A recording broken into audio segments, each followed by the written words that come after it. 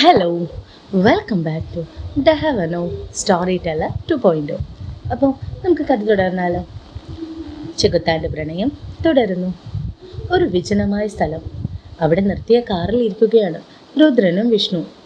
വിഷ്ണു രുദ്രൻ പറഞ്ഞ കാര്യത്തിൽ വിശ്വസിക്കാനാകാതെ അവനോട് ചോദിച്ചു, അപ്പോൾ നീ പറയുന്നത് ഇതുവരെ ഈശ അറിഞ്ഞില്ല എന്നല്ലേ?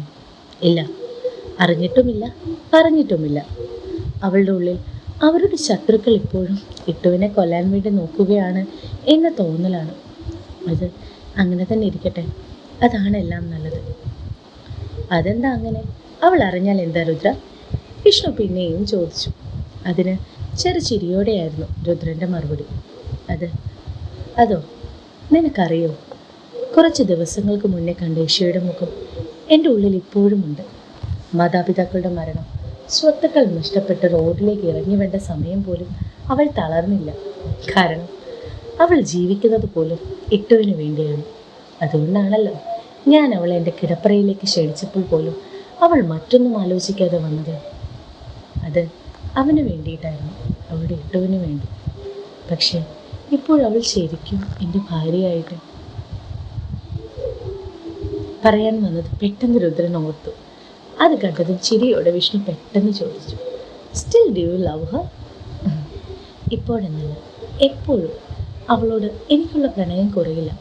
You know, she's jam. എൻ്റെ പെണ്ണിൻ്റെ കാര്യത്തിൽ എനിക്ക് തെറ്റു പറ്റിയിട്ടില്ല. എൻ്റെ പെണ്ണ് എന്ന് പറഞ്ഞപ്പോഴുള്ള ഉറപ്പ് കേട്ടതും വിഷ്ണു, രുദ്ര, ഇത്രയും ഇഷ്ടം നിനക്ക് അവളോടുണ്ട് എങ്കിൽ പിന്നെ എന്തിനാ ഈ വെറുപ്പ്? ഈ വെറുപ്പ് വെച്ച് ബിഹേവ് ചെയ്യുന്നത്? എൻ്റെ മുത്തുവിന് വേണ്ടി. ആ കണ്ണീർ എനിക്ക് മറക്കാൻ കഴിയില്ല. നിനക്കറിയോ എൻ്റെ മുത്തശ്ശി, അല്ല എൻ്റെ അമ്മ, എനിക്ക് വേണ്ടി ഞാൻ കാണുന്ന കാലം മുതൽ എല്ലാവരുടെ മുന്നിൽ ഒരുപാട് നാണം കെട്ടിട്ടുണ്ട്. പിഴച്ചുപെട്ട സന്തതിയെ കൊല്ലാതെ വളർത്തിയതിന്, തറവാടിൻ്റെ മാനം കളഞ്ഞതിന് എല്ലാം എൻ്റെ മുത്തുവിന് ഒരുപാട് പ്രശ്നങ്ങൾ ഉണ്ടാക്കിയിട്ടുണ്ട്. എങ്ങനെ ഉണ്ടാകാതിരിക്കും? സ്വന്തം തള്ളയ്ക്ക് പോലും ഞാൻ മകനാണെന്ന് പറയാൻ മടിയായിരുന്നു. എനിക്ക് എല്ലാമായിരുന്നു എൻ്റെ മുത്ത്. എൻ്റെ മുത്തുന്ന് ലോകത്തില്ലാത്തതിന് കാരണം അവളാണ്. അതുകൊണ്ട് എനിക്ക് പറ്റണില്ല. രുദ്രൻ്റെ വാക്കുകളൊന്ന് ഇടറി കണ്ണുകൾ നിറഞ്ഞു. അവൻ ആ വേദനയോടെ തന്നെ പറഞ്ഞു തുടങ്ങി. പക്ഷെ ഞാൻ ഇടയ്ക്ക് മുത്തുവിനെ മറക്കാൻ ശ്രമിക്കുകയാണ് അവൾക്ക് വേണ്ടി. അവളെ എത്രയൊക്കെ വെറുക്കാൻ ശ്രമിച്ചാലും കഴിയില്ലടാ. കാരണം ഈ തന്തയും തള്ളയും ഇല്ലാത്തവനെ ആദ്യമായി അതൊരു പ്രശ്നമല്ല എന്ന് മനസ്സിലാക്കി തന്നത് അവളാണ്. വാര്യരങ്ങളും ആൻറ്റിയും ആദ്യമായി എന്നെ കണ്ട ദിവസം, എന്നെ മോനെ എന്ന് പറഞ്ഞ് ചേർത്ത് പിടിച്ച ദിനം ഞാൻ ഒരിക്കലും മറന്നിട്ടില്ല, മറക്കുകയുമില്ല.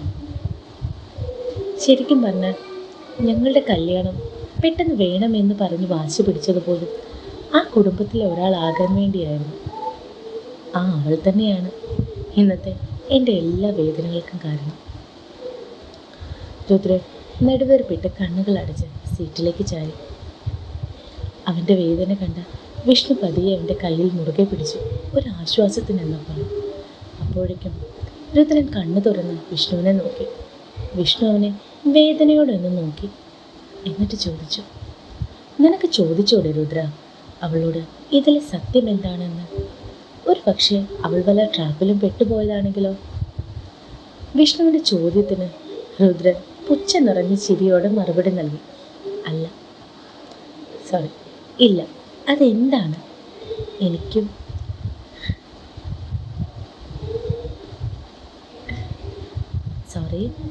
ഇല്ല, അതെന്താണെന്ന് എനിക്കൊന്നും അറിയണ്ട. അവൾക്ക് എന്ത് പ്രോബ്ലം ഉണ്ടായിരുന്നുവെങ്കിലും എന്നോട് പറയാമായിരുന്നു, ഞാൻ കൂടെ നിന്നേനെ. അല്ലാതെ കഴുത്തിലേക്ക് താലി കയറുന്ന നിമിഷമല്ല പറയേണ്ടത്. അവളുടെ ആ ഒറ്റ തീരുമാനത്തിലല്ലേ ഭാര്യരങ്ങളും ആൻറ്റിയും പോയത്. രുദ്രൻ സ്റ്റിയറിങ്ങിലൂടെ കൈ അടിച്ചുകൊണ്ട് പറഞ്ഞു. വിഷ്ണു രുദ്രനെ സമാധാനിപ്പിക്കാൻ ശ്രമിച്ചുവെങ്കിലും അതിന് കഴിഞ്ഞില്ല. ഒപ്പം രുദ്രൻ്റെ മുഖം മാറുന്നതറിഞ്ഞ വിഷ്ണു പിന്നെ ഒന്നും മിണ്ടാൻ പോയില്ല. കുറച്ചു നേരം അവർ അങ്ങനെ തന്നെ തുടർന്നു. ഇരുവരും ഒന്നും മിണ്ടിയില്ല. രുദ്രൻ്റെ മനസ്സ് ശാന്തമാകണമെങ്കിൽ ഉറപ്പായും ഈ നിശബ്ദത ആവശ്യമാണ് എന്ന് രുദ്രന് ഉറപ്പായിരുന്നു.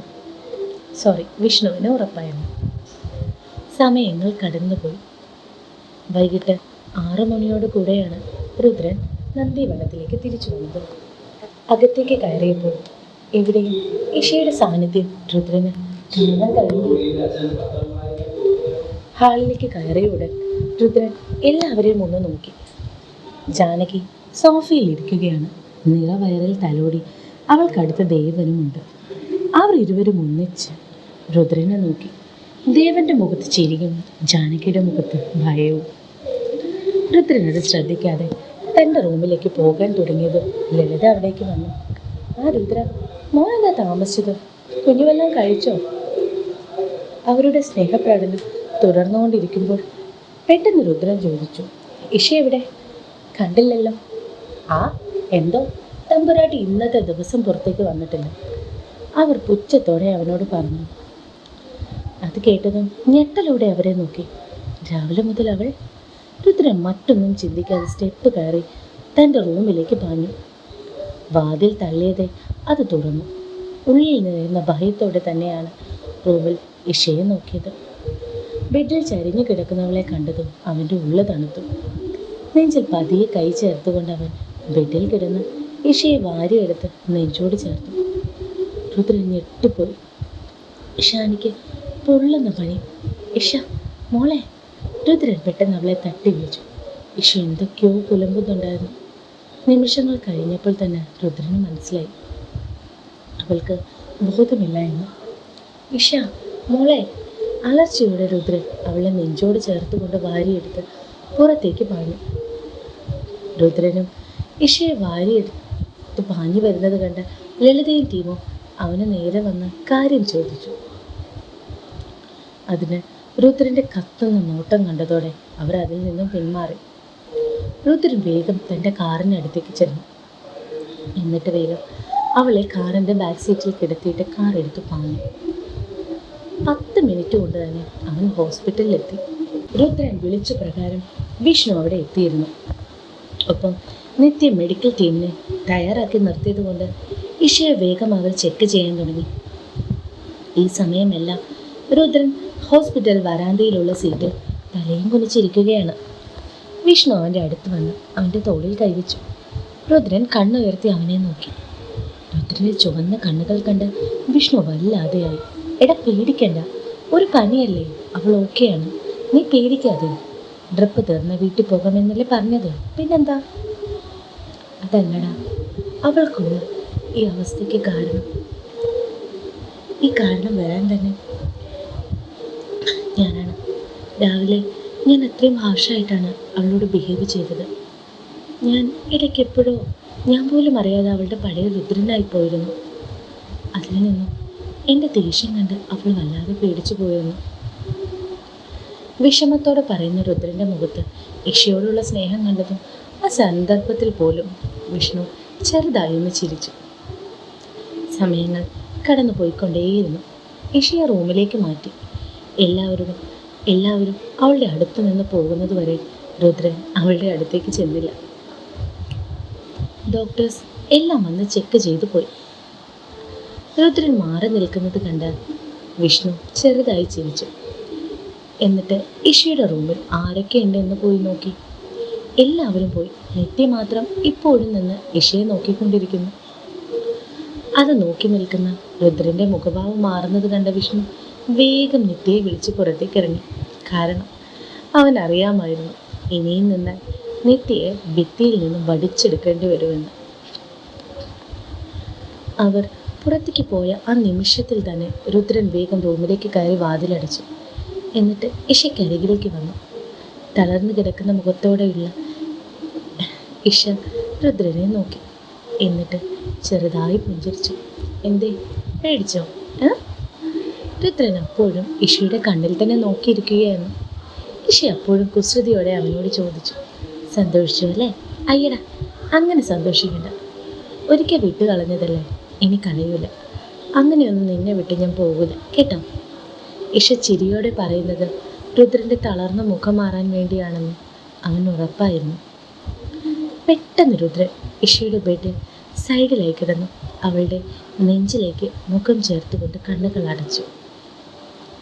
കാരണം അവനറിയാമായിരുന്നു അത് അവനപ്പോഴാവശ്യമായിരുന്നു എന്ന്. തൻ്റെ ഉള്ളിലെ തളർച്ച മാറ്റാൻ ഇഷ അവനെ ചേർത്ത് പിടിച്ച് നെഞ്ചോട് ചേർത്തുകൊണ്ട് തലയെ തലോടിക്കൊണ്ടിരുന്നു. എന്നാൽ അതേസമയം രുദ്രൻ്റെ ഉള്ളിൽ ബോധമില്ലാത്ത സമയം ഇഷ പറഞ്ഞ വാക്കുകളായിരുന്നു, രുദ്ര, ഞാൻ ചതിച്ചതല്ല, എന്നെക്കൊണ്ട് ചെയ്യിച്ചതാണ്. തുടരുന്നു. അപ്പോൾ എല്ലാവരും പറയുന്ന പോലെ ഡെയിലി ഞാൻ പാട്ട് പോസ്റ്റ് ചെയ്യുന്നുണ്ട്. അപ്പം നിങ്ങൾ കമൻറ്റ്സ് ഇടണം കേട്ടോ. പിന്നെ കുഞ്ഞിന് നല്ല ചുമ, എന്നാന്നറിയില്ല, പെട്ടെന്ന് ഈ ചുമ വരുന്നത്. ആരുടെ നിന്ന് കിട്ടിയതാണോ അതോ അറിയില്ല, എന്തുകൊണ്ടാണെന്നറിയില്ല. ഇത് നമ്മുടെ ഈ കഥ വായിക്കുന്ന എത്ര പേരുണ്ട് കല്യാണം കഴിച്ചവർ, കുഞ്ഞുള്ളവർ? ഈ കുഞ്ഞുങ്ങൾക്ക് പെട്ടെന്ന് പനിയും കാര്യങ്ങളും വന്നാൽ നിങ്ങൾ എന്താ ചെയ്യുന്നത്? എന്തെങ്കിലും ടിപ്സ് ഉണ്ടോ? എന്നാൽ ഒന്ന് പറഞ്ഞു തരുമോ? നമ്മുടെ കമൻസിലൊന്നും ഇട്ടാൽ മതി. എനിക്കത് ഭയങ്കര യൂസ്ഫുള്ളാണ്. ഞാൻ ഏതൊക്കെ രീതി നോക്കിയിട്ടും കുഞ്ഞിന് പെട്ടെന്ന് അസുഖം വരുന്നത്. നമുക്കിപ്പോൾ പെട്ടെന്ന് ഒരുപാട് മെഡിസിൻ കൊടുക്കാതെ വീട്ടിൽ എന്തെങ്കിലും നമുക്കൊരു ടിപ്സ് കാണുമല്ലോ, അതൊന്ന് പറയൂ.